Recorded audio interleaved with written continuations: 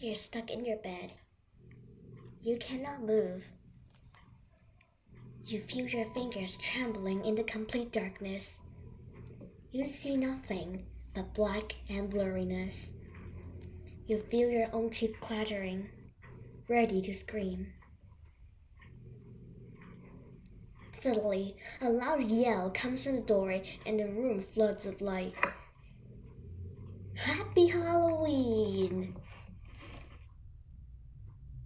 The fear you just experienced is nyctophobia, the fear of the dark.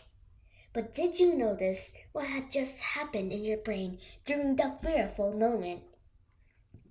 That was fear. Hello, everyone. My name is Professor Mega. Everyone has their own fears, even the bravest ones. Maybe spiders for you, heights, or balloons.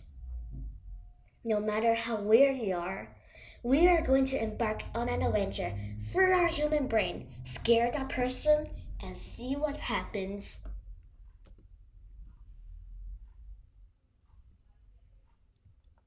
Fear is that deep primal emotion that lingers within each one of us.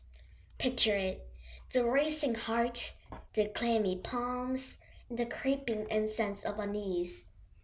It's the feeling that can be triggered by a variety of things, from tangible threats like towering heights and wild spiders to more abstract terrors like the fear of the unknown. And as we just witnessed, the fear of darkness or nyctophobia. The science behind fear isn't that easy, it's complex. But what really goes on in our brains when we experience fear? What makes our hearts race and our minds spiral into the abyss of dread? Oh, yeah, you know what? Adventure time!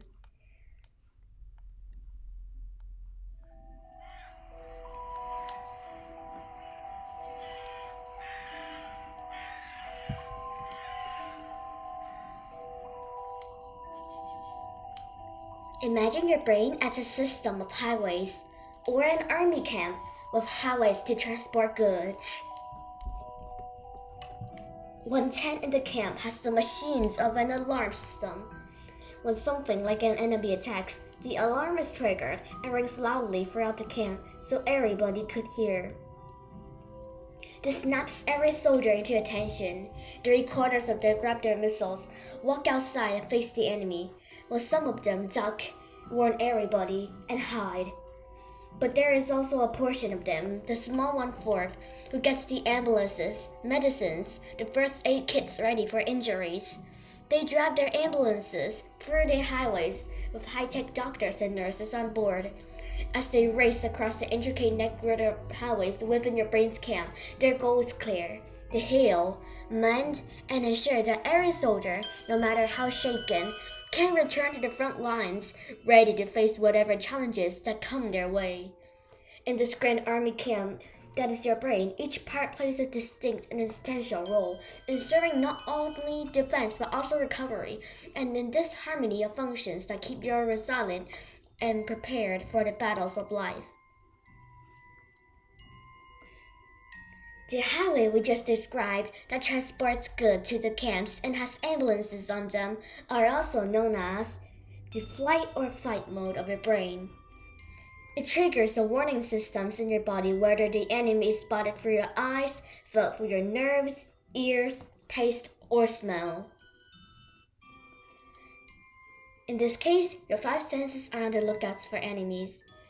The enemies can be spiders, the sight of you on a glass elevator looking down for one floors on the tallest floor of Taiwan, or the sound of a balloon popping next to your ear, or ironically, peanut butter stuck to the top of your mouth, one of the rarest phobias. But after your enemy is spotted, your body springs into action. You might not notice when you're scared. Your eyesight opens to more light. The skin on your body stands at a wiry angle like a cat's fur. Your hearing sharpens. All thanks to your brain trying to gather more information about the possible danger. But don't forget about the freezing factor. This small almond shape, the amygdala, fear can makes fear that makes you freeze. It is deep within your brains responsible for processing emotions, detects the potential threat of danger. It's like an alarm bell ringing loudly in your head. The army camp. The amygdala's job is to evaluate the situation and decide how your body should respond. One beautiful Halloween day, you see a purple flower, a beautiful purple flower. Maybe you saw that when you were 6 years old. Imagine you at the same age, 6 years old, and you saw a giant tarantula jumping on your table, its fangs spread out with dripping poison. Or a scorpion with its venom gold tail outstretched. Would you remember the purple flower moment clearer, or the arachnid moment clearer? Here are 5 seconds to brainstorm about the question.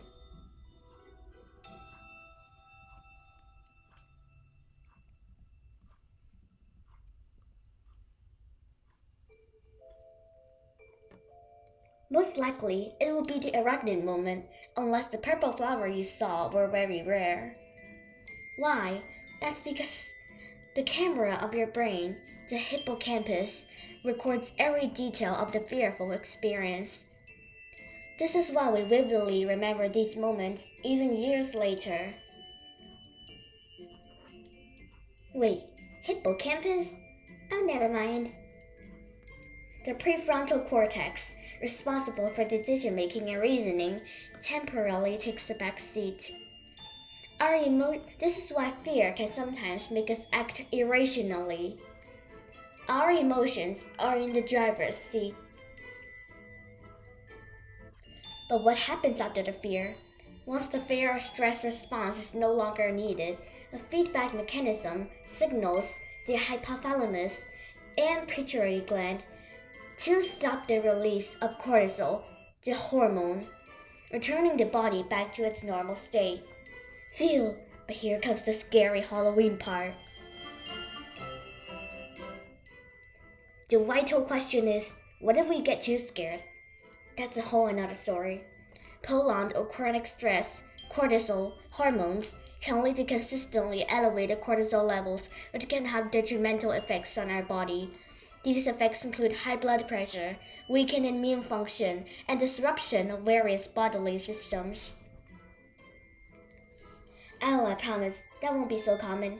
Maybe even a giant spider jumping out at you won't produce such a fearful consequence. Now, let's go explore what triggers each phobia behind the scenes. Claustrophobia, the fear of enclosed spaces, might be triggered because the fear of being trapped inside forever or the idea of suffocating can scare people. Which relates to hydrophobia, the fear of water and its depth. You cannot go to the surface. Vertigo is happening. You don't know which direction you are going. You cannot breathe. This is your dying spot. Agoraphobia is a common fear of height, which is triggered by imagining your fall down the specific height you're looking at.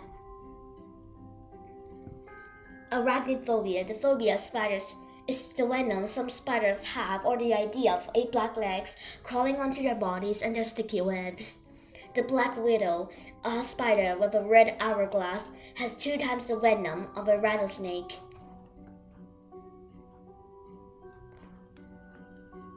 Globophobia, a rare phobia of balloons, is the fear of having them falling away or popping. Nyctophobia, as mentioned above, is the fear of the dark, which means the fear of the unknown senses that linger on the dark. Trypanophobia is the fear of needles, like the doctor's sharp vaccine ready to pinch that on your skin. Really, it's because of the pain of needles differ greatly from the pain of you being slapped or hit by a rock. Cynophobia is the fear of dogs, which is really the fear of being chased by them or being bitten by them, which honestly I'm scared, even though I love dogs. The fear of cats then? Ailurophobia, the fear of being scratched by cats or something. The fear of peanut butter stuck to the top of your mouth? Okay, I won't say that word. So you see, each phobia actually has a meaning while you're scared of it, or is defined by other phobias. The word fear sounds simple, but it's actually a complex movement of armies and ambulances on highways moving in just 1 second in a flash, or a long moment stuck in fear. Professor Mega, this is too scary. Halloween isn't that scary. I don't have any phobias, except that because fear is rare to me, I'm scared of fear. Okay, so you do have a phobia. Phobophobia? The fear of fear.